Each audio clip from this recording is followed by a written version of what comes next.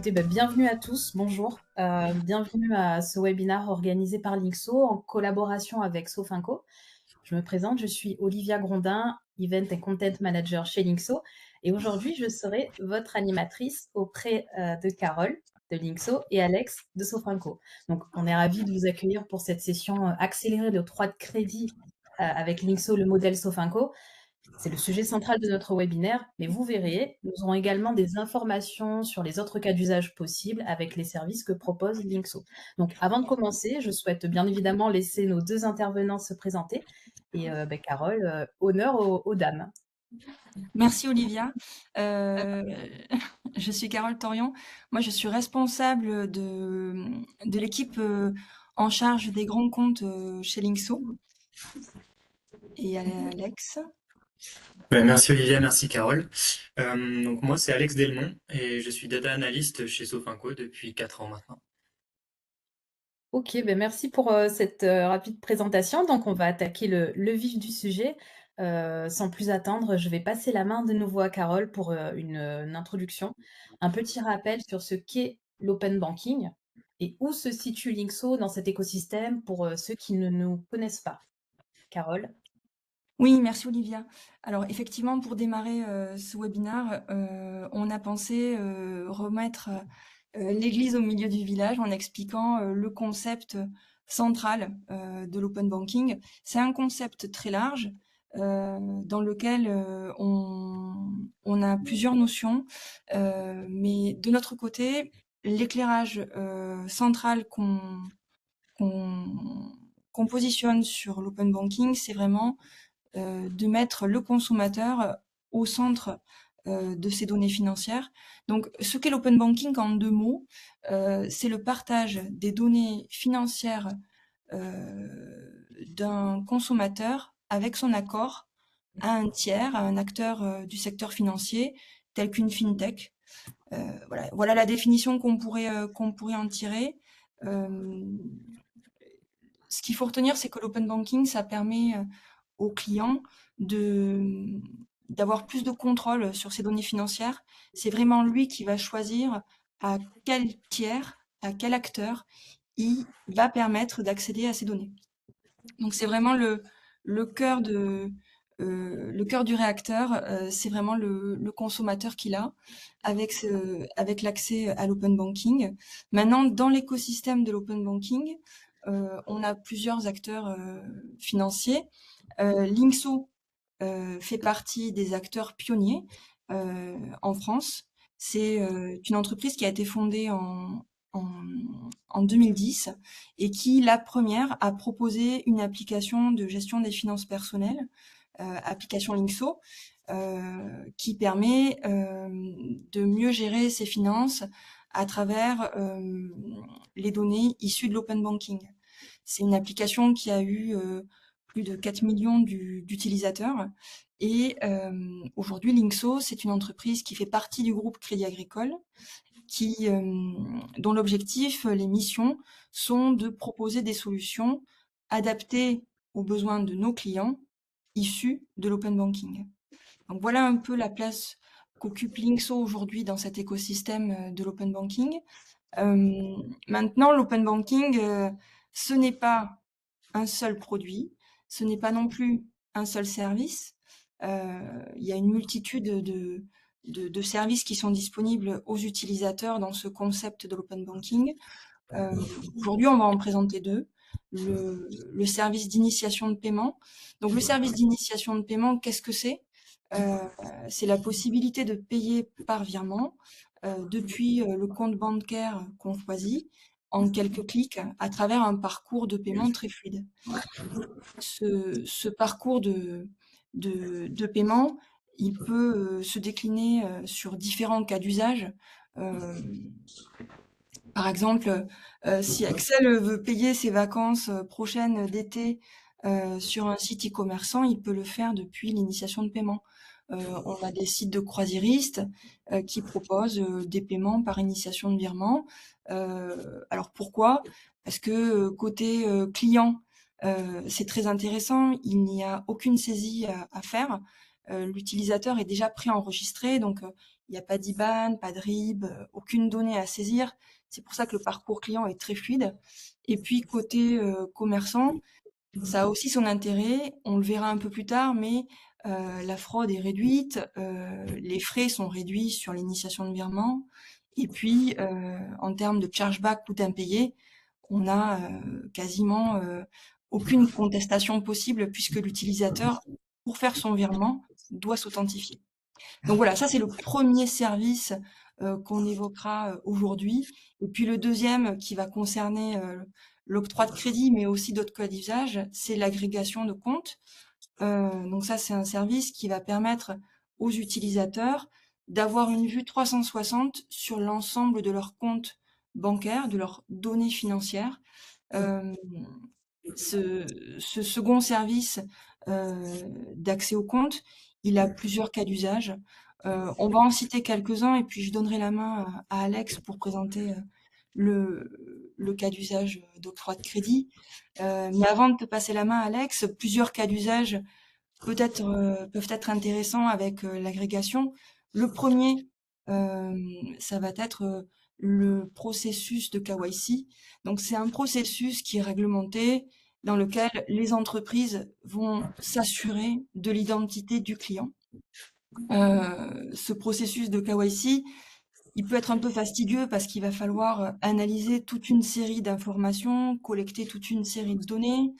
Avec l'agrégation, le processus KYC, il est plus efficace, il est optimisé puisqu'on va avoir le flux de données open banking qui va être entièrement automatisé et centralisé.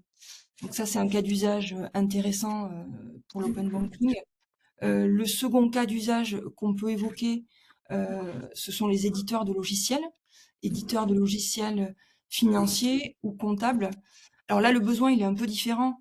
On va être sur un besoin d'avoir un détail de données bancaires ou un besoin de réconciliation bancaire. Euh, et le bénéfice de l'agrégation dans ce cas d'usage-là, finalement, ça va être d'éviter toutes les saisies manuelles aux entreprises, puisque là, on va être sur le traitement d'une donnée centrale.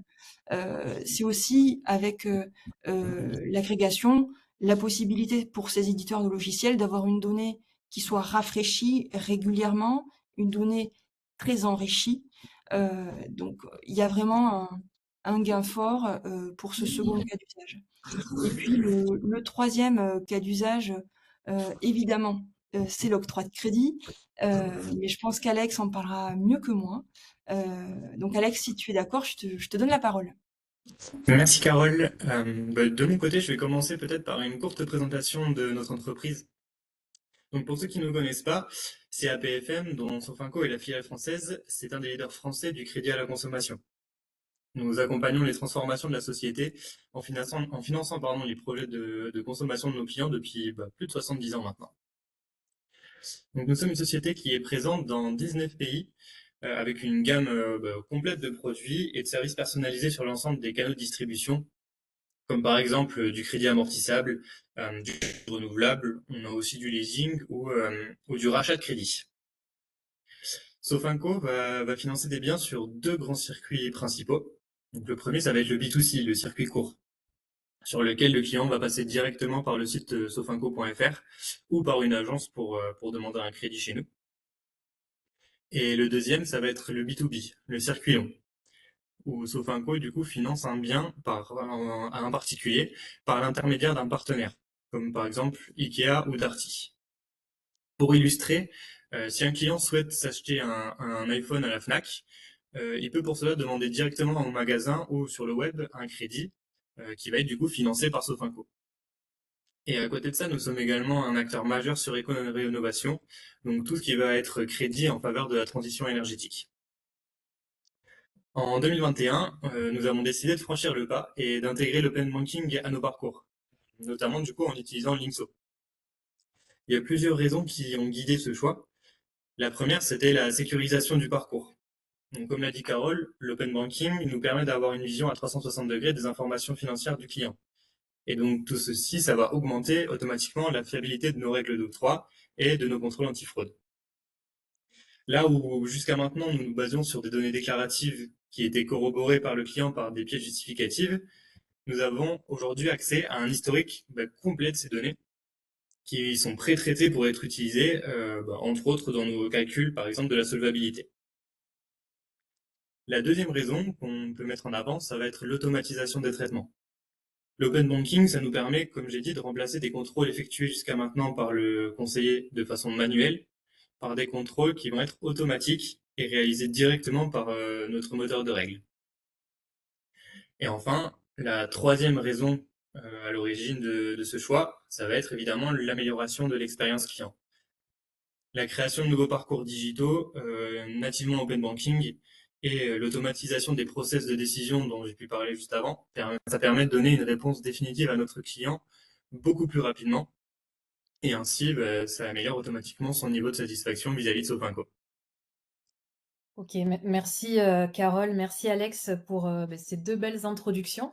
Maintenant que les bases sont posées, on arrive sur le sujet central de ce webinaire. Donc en fait, on se demande comment Sofinco est passé d'un usage ponctuel à un usage massif, de l'open banking? Merci Olivia. Pour commencer, je pense que j'ai un chiffre qui illustre plutôt pas mal ce déploiement massif de l'open banking dont tu viens de parler. Sofinco est passé de 1500 appels à Linkso en janvier 2023 à près de 60 000 en janvier 2025, soit une multiplication par 40 du nombre d'appels en 2 ans. Le changement principal qui nous a permis d'atteindre ce chiffre, c'est la création d'un nouveau parcours de souscription qui met l'open banking au centre du projet. Ce nouveau parcours, il a permis notamment un affinage des règles métiers.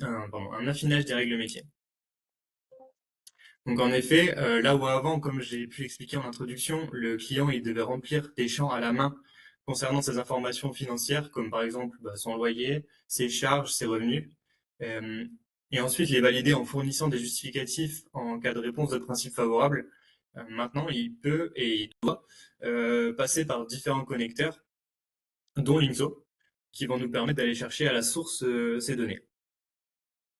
Et donc, désormais, on peut utiliser des données bien plus fiables et complètes dans nos règles d'octroi, et donc, en conséquence, renvoyer un retour qui sera plus juste aussi bien pour le client que pour nous. Ce remodelage, c'est un changement total de notre vision d'appréhender le parcours client, et il se déploie de plus en plus de nos parcours. Et donc, comme l'open banking est au centre du projet, ça nous paraissait évident d'ajouter Linkso comme contributeur à part entière euh, de ce projet.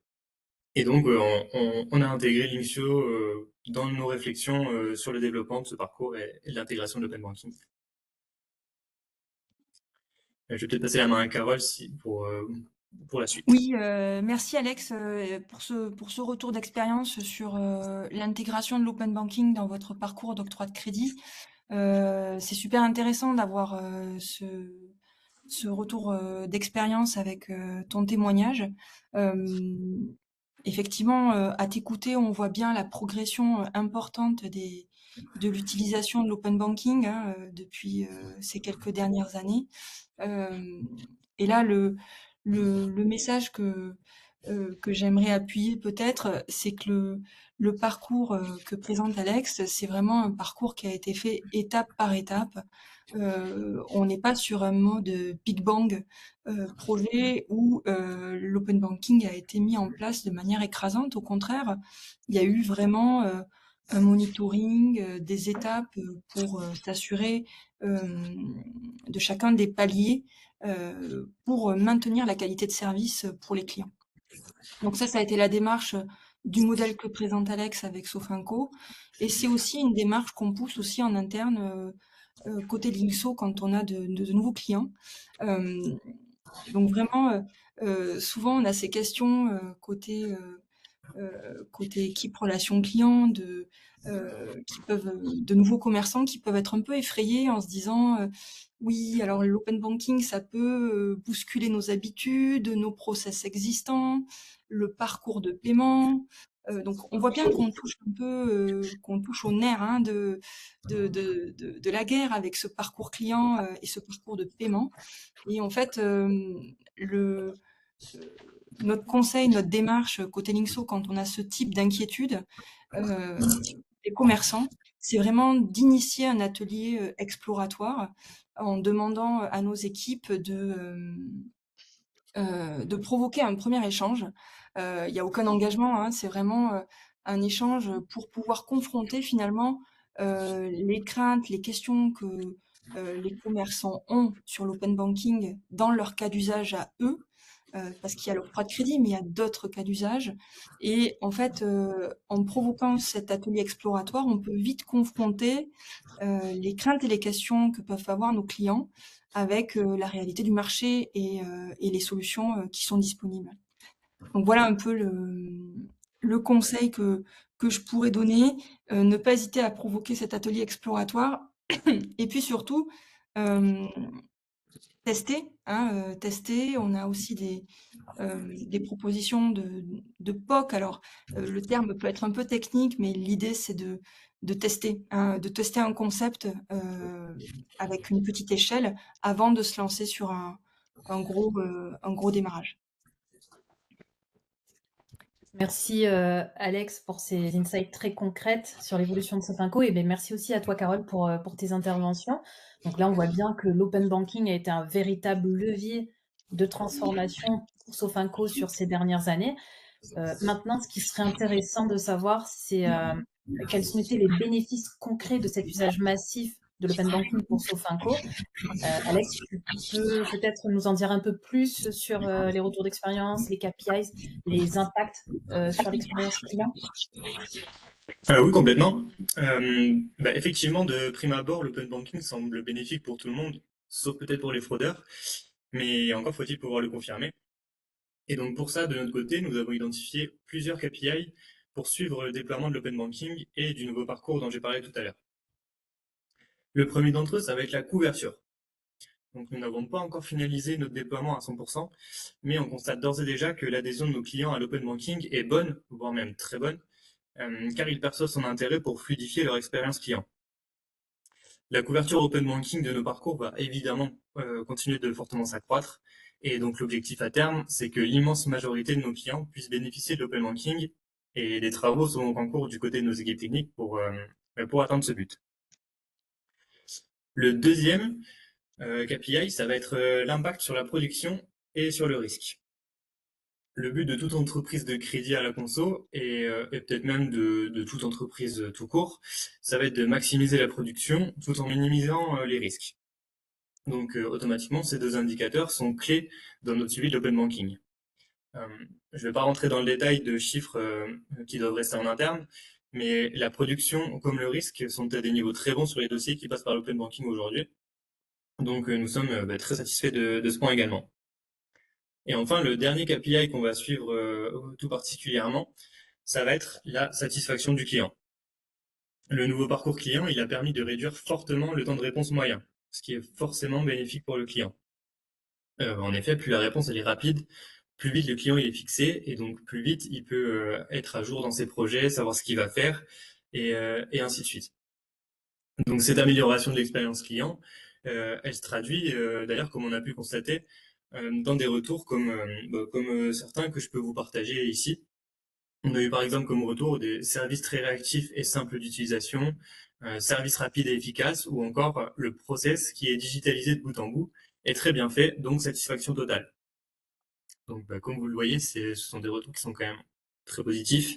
Et donc sur ce point, on est également très content jusqu'à maintenant de l'open banking. Donc D'accord. si je résume, l'open banking c'est pour l'instant une satisfaction côté Somaco, et cette impression elle est confirmée par de très bons chiffres. Ok, merci beaucoup Alex pour ces infos.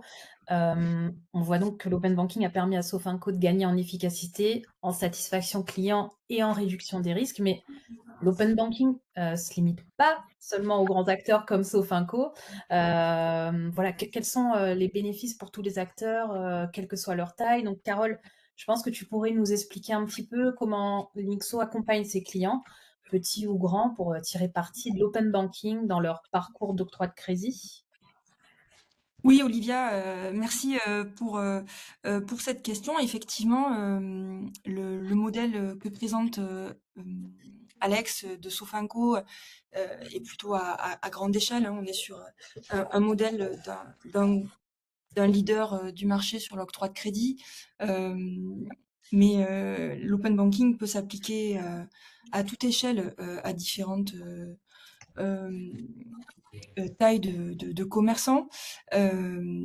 Alors, déjà, peut-être reprendre principalement les données, parce que l'open banking, c'est avant tout des données. Et quand on parle d'open banking, à quelles données on fait référence? C'est important de le préciser. L'open banking, c'est vraiment un secteur, un segment de données particulier qui va être encadré sur le périmètre des comptes courants.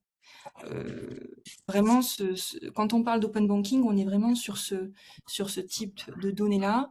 Alors, au-delà, on va avoir l'open finance qui va venir ajouter d'autres types de données, comme les données de type épargne, crédit, euh, qui sont plus larges que le périmètre des comptes courants.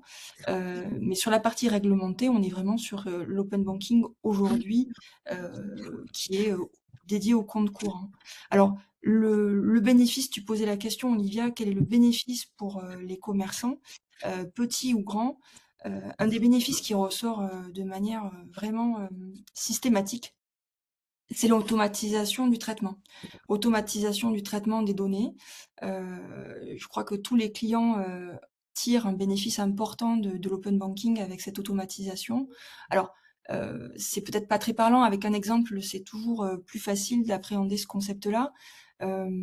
Si je garde le, le cas du crédit, on a par exemple le cas d'un client dans le crédit automobile, qui lui faisait tout à la main. Donc le process d'octroi de crédit chez eux, c'était d'abord je dois contrôler les bulletins de salaire, m'assurer que le client est solvable, récupérer toutes les pièces. Donc il y a tout un travail manuel pour beaucoup dans un premier temps qui est mis en place avec une vérification qui peut être un peu fastidieuse, hein, du traitement administratif de ces données. Et avec l'open banking, finalement, les clients, ils récupèrent ce salaire, plutôt que de demander le bulletin de salaire, les bulletins de salaire sur les 6 derniers mois, en intégrant le flux d'open banking, vous récupérez finalement toute cette donnée qui est fiable, pardon, puisque l'utilisateur s'est authentifié. Et vous avez tout cet historique de données qui va vous permettre de calculer la solvabilité d'un utilisateur. Donc finalement, adieu les pièces justificatives et le travail fastidieux des tâches administratives. Vous allez pouvoir gagner en termes d'efficacité sur vos process. Alors, Carole, tu viens d'expliquer comment l'accès aux données permet d'automatiser tous ces traitements. Alors, notre audience se pose peut-être aussi la question, mais est-ce que les données dont tu nous parles, elles sont aussi utiles pour personnaliser l'expérience client ou est-ce que ça sert uniquement à fluidifier les processus internes? Alors, effectivement, les 2, les 2, mon capitaine. C'est la réponse que je te donnerai, Olivia, parce que le sens de l'histoire qu'on est en train de prendre et qui va s'accentuer encore avec FIDA l'année prochaine, en 2026-2027, c'est vraiment ces données d'open banking qu'on processe aujourd'hui, que Sofinco intègre, que d'autres commerçants intègrent. Ces données d'open banking, elles vont permettre à des entreprises de fournir des services toujours plus personnalisés. Ça, c'est vraiment la trajectoire qui va continuer encore dans les prochains mois, prochaines années. Ça va être vraiment ce conseil adapté, personnalisé aux clients. Donc on l'a vu dans la collaboration avec Sofinco sur le travail des parcours, mais de manière générale, le parcours client avec cette donnée de traitement de l'open banking, il va être beaucoup plus personnalisé. On va vraiment pouvoir aiguiller le client sur selon ses habitudes financières, selon son niveau de solvabilité, on va pouvoir l'aiguiller sur différents produits. Et ça, c'est une vraie plus-value de l'open banking. Donc voilà le premier point. Et puis le deuxième, ça va être aussi l'enrichissement de cette donnée d'open banking.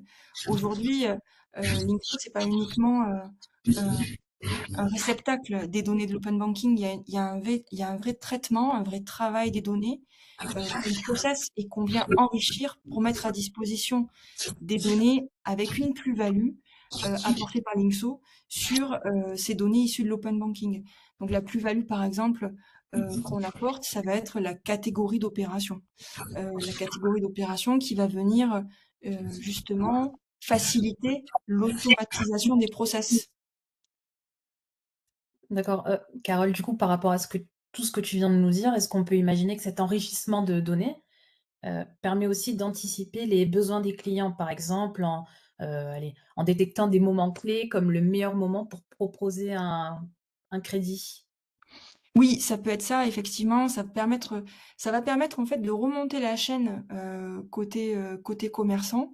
Par exemple, en analysant les données issues de l'open banking d'un client, on va pouvoir se dire que on pourrait lui conseiller un placement financier à tel utilisateur plutôt qu'à un autre. On va pouvoir aussi se dire, à partir des données que j'ai vues et que j'ai analysées, peut-être que cet utilisateur, il va être plus sensible à des produits écologiques, à des traitements différents. Donc finalement, cette analyse des données de l'open banking, elle va vraiment permettre aux commerçants de se positionner en amont de la demande du client. Là où aujourd'hui on répond à une demande de client avec l'open banking, on va pouvoir se positionner en amont. C'était une conclusion pour expliquer les bénéfices de l'open banking à travers ces exemples de données enrichies, de parcours personnalisés, d'automatisation. Voilà, 3 exemples sur lesquels il y a des vrais bénéfices côté commerçant à, à intégrer cette donnée. D'accord. Bon, bah, merci Carole en tout cas et merci aussi Alex pour, bah, toutes ces précieuses informations. On arrive sur, la fin de la session justement. On va pouvoir, s'attaquer aux questions-réponses. Mais avant, peut-être un petit mot pour, conclure chacun? Alex? Du coup, un petit mot pour conclure. L'open banking, ça apporte à Sofinco une meilleure maîtrise de l'octroi et du risque, ainsi qu'une satisfaction client renforcée, si on doit résumer. Et, euh, et on peut aussi dire que l'open banking est déjà bien implanté chez nous, mais que son développement, il reste à poursuivre, évidemment. Et donc pour ça, on va forcément avoir besoin de Linkso, on va continuer notre collaboration. Merci Alex. Carole, peut-être que ça. Merci Alex de ce témoignage et de ce retour d'expérience très riche j'en suis certaine source d'inspiration pour les personnes qui assistent à ce webinaire. En conclusion peut-être pour compléter le les mots d'Alex, aujourd'hui Linkso se positionne comme un acteur pionnier sur le secteur de l'open banking, mais on propose également des solutions qui dépassent le secteur de l'open banking, là où les comptes de paiement sont couverts par l'open banking avec des solutions dédiées. Demain, l'open finance avec des données patrimoniales, des données de crédit. Linkso propose également des solutions sur ce périmètre-là. Et puis, si on ouvre encore un peu plus loin le scope sur l'open data. Là aussi, Linkso va proposer des solutions telles que par exemple la dématérialisation des tickets de caisse, la gestion des documents. Donc toute une série de services qui va venir compléter le spectre du traitement de l'open data. Donc voilà, on a vraiment ce positionnement très large sur l'ensemble des solutions du traitement de la donnée. En termes de conclusion. Et puis, si on devait peut-être ouvrir euh, Tout à l'heure, j'ai parlé rapidement de FIDA. Alors, bon, FIDA, peut-être que c'est un terme qui est pas familier pour tout le monde. Donc, c'est un projet qui est porté par la Commission européenne, qui est né en 2023 et dont l'aboutissement, la mise en pratique est prévue pour 2026-2027. Et en fait, alors qu'est-ce que ça permet FIDA? Ça va permettre en fait d'accroître ce périmètre de l'open banking pour l'agrandir et venir intégrer des données financières supplémentaires, toujours sur le principe où l'utilisateur va donner son consentement. Là, on va venir agrandir ce périmètre avec les données des assurances, par exemple, toutes les données de placement. Voilà. Donc, ce spectre financier, il s'agrandit avec FIDA. Euh, plus largement que l'open banking et il va toujours avoir ce souci de sécurité et de réglementation dans le respect des données privées de l'utilisateur avec son accord. Donc voilà, cette trajectoire et l'objectif côté entreprise de cette trajectoire avec FIDA, ça va être de proposer des produits toujours plus innovants et puis toujours plus personnalisés. Hein, voilà, ça c'est vraiment les deux axes que va permettre FIDA. D'accord. Merci beaucoup, Carole, pour cette conclusion. Merci, Alex. On arrive à la fin de ce webinaire. Il nous reste quelques petites minutes pour répondre à vos questions. Donc, si je remonte l'historique, on va commencer. Alors, juste un petit rappel sur des points purement logistiques. Donc, au niveau des slides, il n'y avait pas de slides, donc vous avez pas raté de slides qui étaient partagés. On a volontairement mis l'accent sur les interventions de nos deux speakers, à savoir qu'il y a un replay qui vous sera envoyé d'ici quelques jours.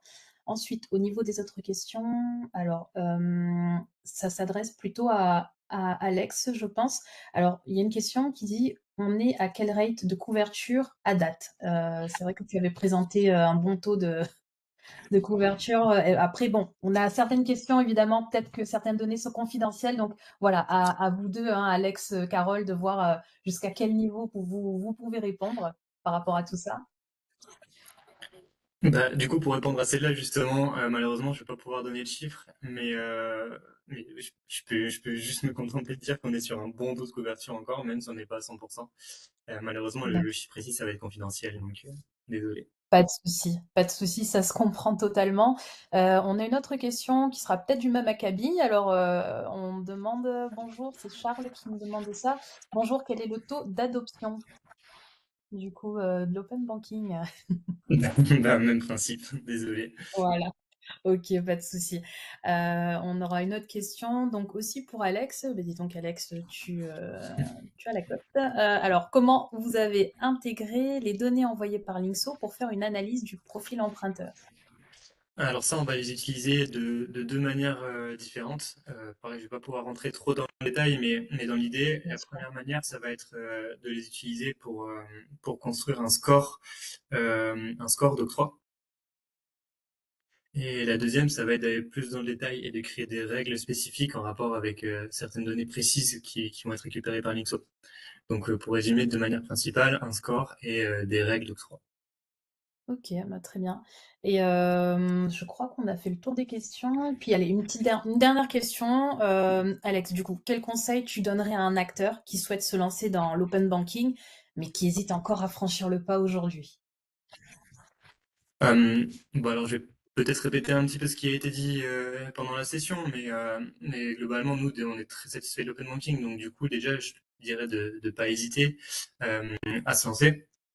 Globalement, bah, comme j'ai dit tout à l'heure, ça améliore la production, ça fait baisser les risques. Nos clients en sont très satisfaits, donc que des avantages de notre côté. Et si je peux rajouter quelque chose, bah, c'est pareil, c'est ce qui a été dit tout à l'heure, mais ne pas hésiter à demander des retours d'expérience côté Linkso quand on se lance. Bah, les experts, c'est vous. Et donc, voilà, il faut pas hésiter vraiment à vous intégrer et à profiter de votre expérience, justement. D'accord, bon, on arrive à terme de cette session. Merci beaucoup Alex, pour ta disponibilité, pour ces témoignages. De même Carole, merci à tous d'avoir été présents. N'hésitez pas si, il vous reste des questions, je suis désolée là vraiment on a un petit peu dépassé.